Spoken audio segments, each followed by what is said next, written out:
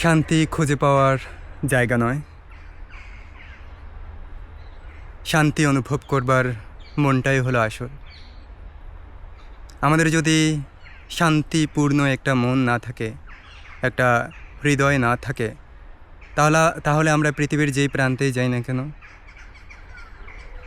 যে সমস্ত সৌন্দর্যের মুখোমুখি আমরা হই না কেন, আমরা সেই সৌন্দর্যকে উপভোগ করতে পারবো না যদি আমাদের মধ্যে সেরকম একটা মন না থাকে। মন শান্ত তো আমাদের পথও শান্ত, আমাদের নদী শান্ত, আমাদের বৃক্ষ শান্ত, আমাদের আকাশ শান্ত। মন অশান্ত, পুরো সমস্ত পৃথিবী অশান্ত। তাই মনের ধর্মই হচ্ছে আসল ধর্ম, মনের ধর্মই হচ্ছে প্রকৃতির ধর্ম। প্রকৃতিকে মনের মধ্যে জায়গা দিতে হবে, আর মনটাকে প্রকৃতির মতো করে গড়ে তুলতে হবে। এই যে গাছের মতো, এই নদীর মতো, এই সবুজের মতো, যাকেই দেখি না কেন আমরা তার মতো প্রকৃতির। আমরা অনেক মানুষকে অনুসরণ করি না, যে এই মানুষটার মতো আমি হব, এই মানুষটার মতো কণ্ঠস্বর হবে আমার, ওর মতো আমার একটা সুন্দর ঘর থাকবে। এই যে মতো বলছি, আমরা সমস্ত কিছুর মতোই হতে চাই, কিন্তু আমাদের যে বিষয়টার মতো হতে হবে সেটা হচ্ছে আমরা প্রকৃতির মতো হতে পারছি কিনা। যতক্ষণ পর্যন্ত আমরা প্রকৃতির মতো হতে না পারছি, ততক্ষণ পর্যন্ত আসলে আমরা কোনো কিছুই হলাম না।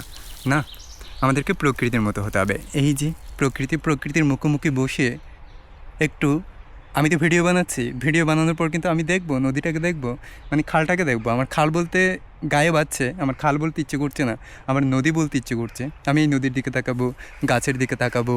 এই যে এই নদীতে একটু পাথর রয়েছে, ছোটো ছোটো পাথর, সেই পাথরকে আমি একটু আদর করে দেখব।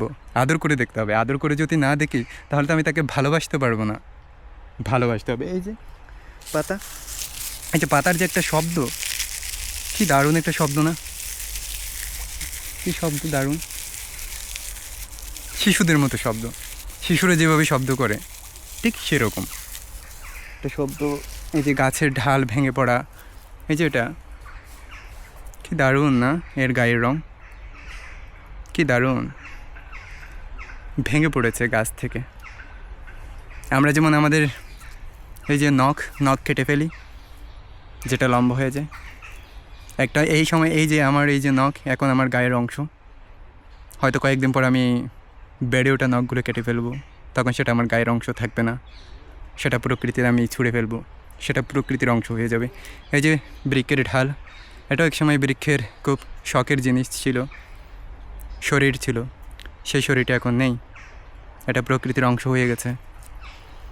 এভাবে আমাদের সমস্ত কিছু প্রকৃতির অংশ হয়ে যাবে, কারণ প্রকৃতি ছাড়া পৃথিবীতে আর কিছু সত্য নেই, কিছুই সত্য নেই।